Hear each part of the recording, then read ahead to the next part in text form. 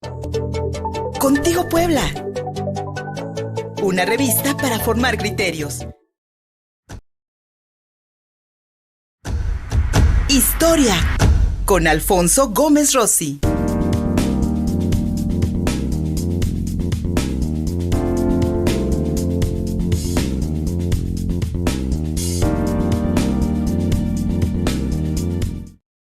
$132 de la Coca-Cola, esta empresa que se define a sí misma como un hito del mercado mundial, que pasó de una medicina a un refresco y que se ha convertido sin duda alguna en uno de los ejemplos del actual sistema económico capitalista.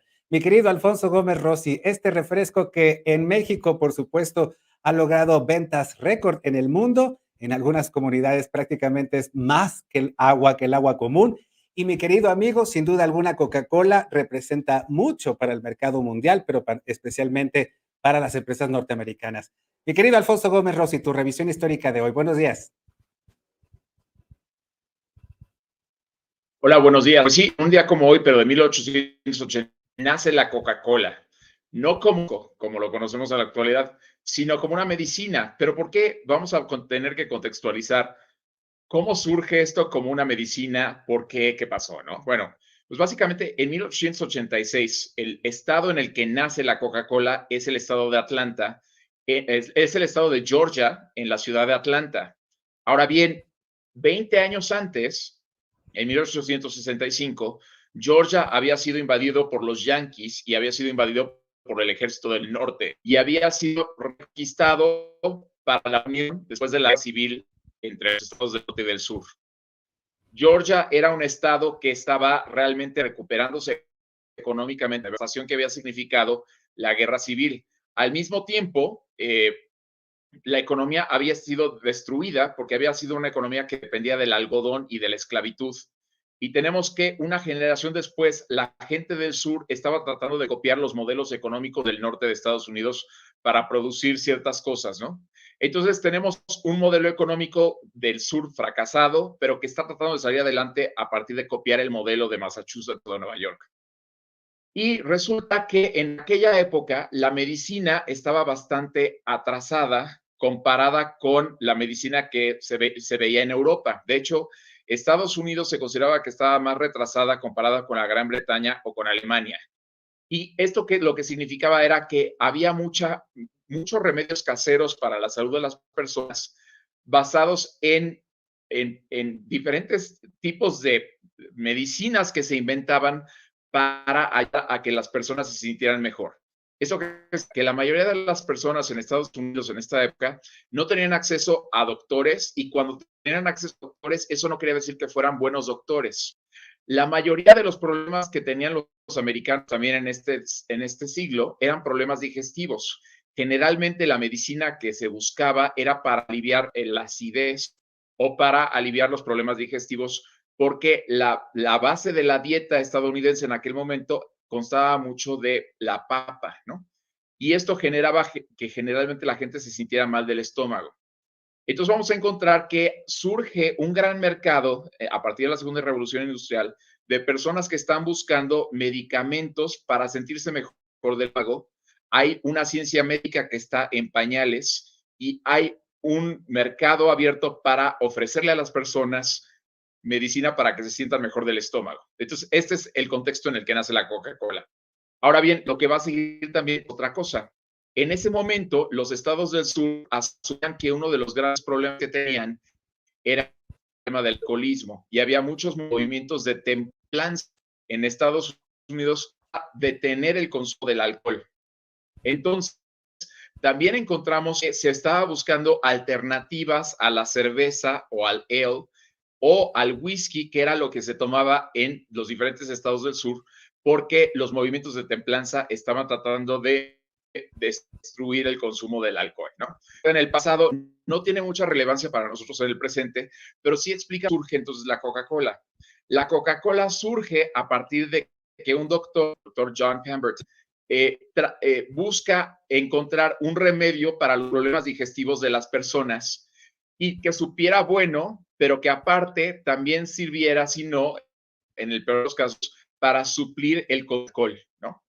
Entonces, él lo que va a hacer es, va a decir que fue casi un accidente, ¿no? El descubrimiento de la Coca-Cola, pero en realidad va a utilizar hojas de la cocaína y con esto va a ser esta bebida, que va a ser la Coca-Cola, que originalmente era verde, de acuerdo a la leyenda, pero se va a utilizar para que la gente evite los problemas digestivos, ¿no? Y va a funcionar. De alguna manera no había algo lo suficientemente bueno para que ayudara a la gente a que funcionara, pero algo que le va a ayudar mucho y que tiene que ver mucho con la historia de Estados Unidos es la mercadotecnia.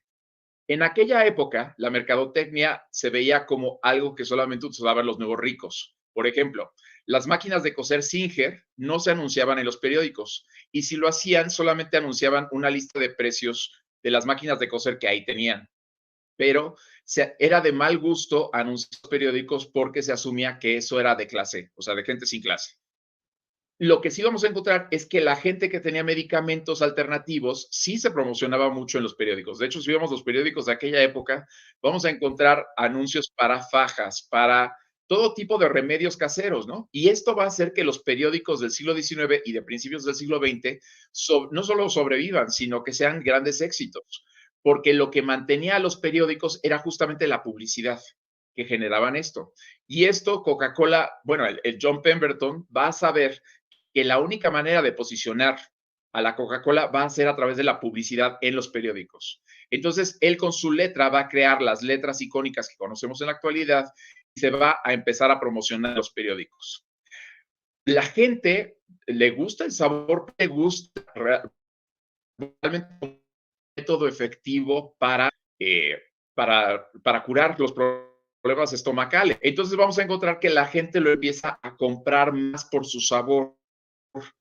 Época, y como vemos imagen, existía lo que se conoce como las fuentes de soda.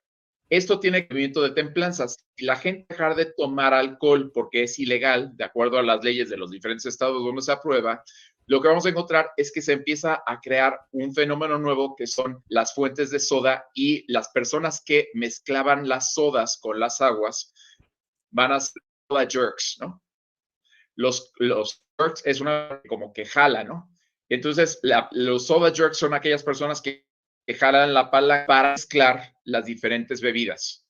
Y vamos a encontrar que en lugar de ser una medicina, la Coca-Cola empieza a ser dentro de las fuentes de como una bebida que le ayuda a la gente a suplir el consumo del consumo de azúcar, ¿no?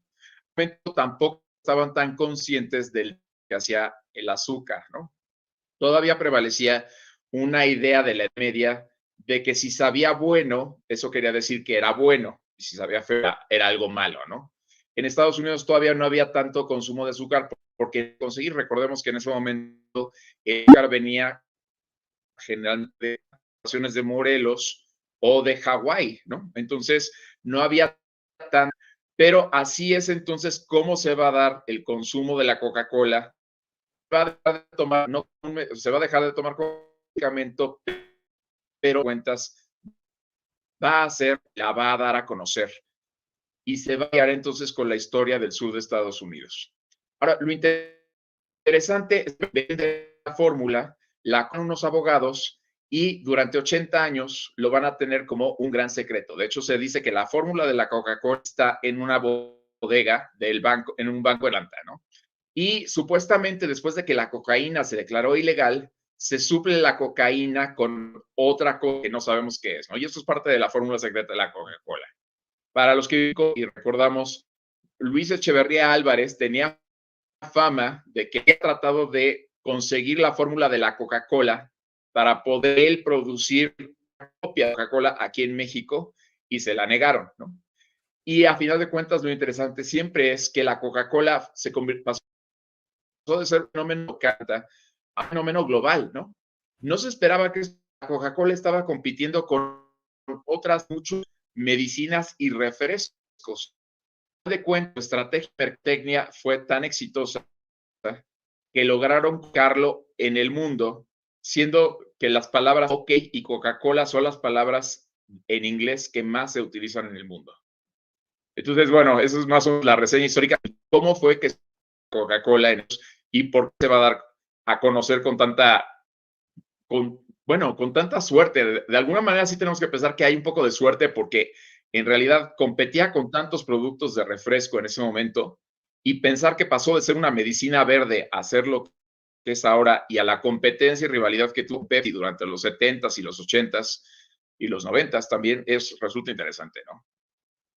Y mira, mi querido Alfonso Gómez Rossi, ese paralelismo entre la cocaína y el azúcar, que a final de cuentas dos elementos que tal vez a finales del siglo XIX, principios del siglo XX no se conocían sus efectos posteriores, sus efectos secundarios, especialmente del azúcar, yo creo que de la cocaína sí, aunque se recetaba también como medicina, ese paralelismo que existe entre esas dos sustancias y esta incógnita que existe sobre el verdadero contenido de este refresco que, repito, pues es la bebida más consumida en este país por encima del agua potable, y lo cual pues también nos debería llamar mucho la atención porque está muy relacionada también con problemas crónico-degenerativos y enfermedades como la diabetes. En fin, es un verdadero hito de la historia del mercado, amigo mío. Tal vez la suerte, tal vez la inteligencia de generar un producto con mal sabor, pero que a final de cuentas a la gente le hacía sentir un cierto placer que pues era redituable y era muy financiable en el mercado.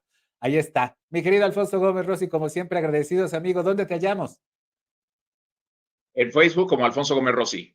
Y ahí te buscamos. Muchas gracias. Recibe un abrazo. Ok, gracias. Gracias a todas y todos Igualmente. ustedes. Gracias. Y gracias a todas y todos ustedes por habernos acompañado en YouTube, en Facebook, en Twitter y en Dailymotion. Estamos cumpliendo 2 años en www.contigopuebla.mx. Visítanos además en todas las plataformas de podcast, nos hallas en Instagram y en TikTok. Javier Quinca en la producción, soy Luis Fernando Soto. Hasta la próxima. Contigo Puebla. Una revista para formar criterios.